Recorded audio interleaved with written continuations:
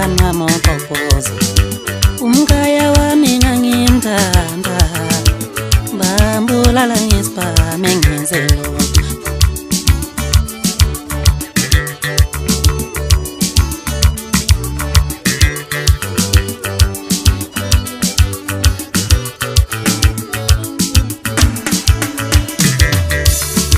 Anowabheka amaphoyisa ngithintini, anoqaphela amaphoyisa ngisho uthintini. Zelonakele izwe, bhekicela usikhuzela amaphoyisa. Anowabheka amaphoyisa ngithintini, anoqaphela amaphoyisa ngisho uthintini.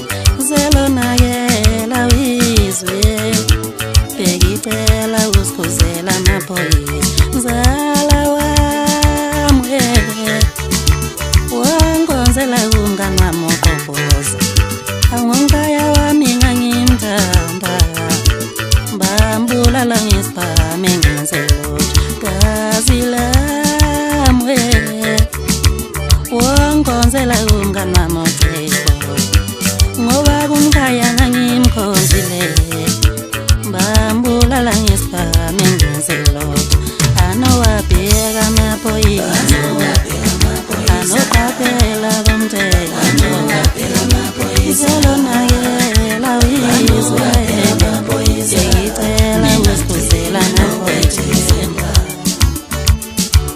Anowabheka amaphoyisa, anowabheka amaphoyisa, anowabheka amaphoyisa.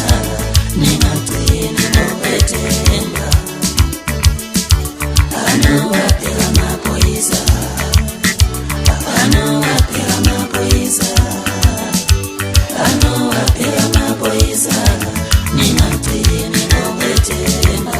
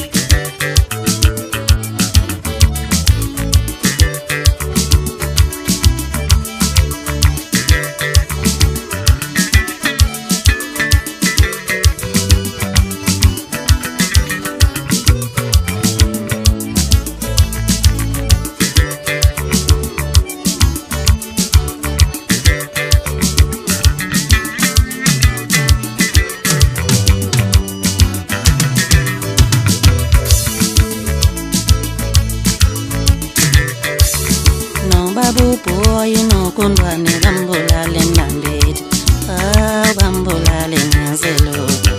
Zelonakela izwe, bhekicela usikhuzela amaphoyisa.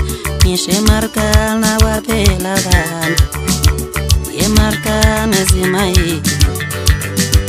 Zelonakela izwe, bhekicela usikhuzela amaphoyisa. Awumzala wami bakithi, wangonzela umalume Mazulwini. Ngoba umalume ngangimthanda, bambulala ngesibhame ngenze lutho. Gazi lami wangonzela umngani wami oqoqoza. Ngoba kumkhaya ngangimkhonzile, bambulala ngesibhame ngenze lutho. Utotozwa kwamakhoba bambulala naye, nokundwane wakwamthungo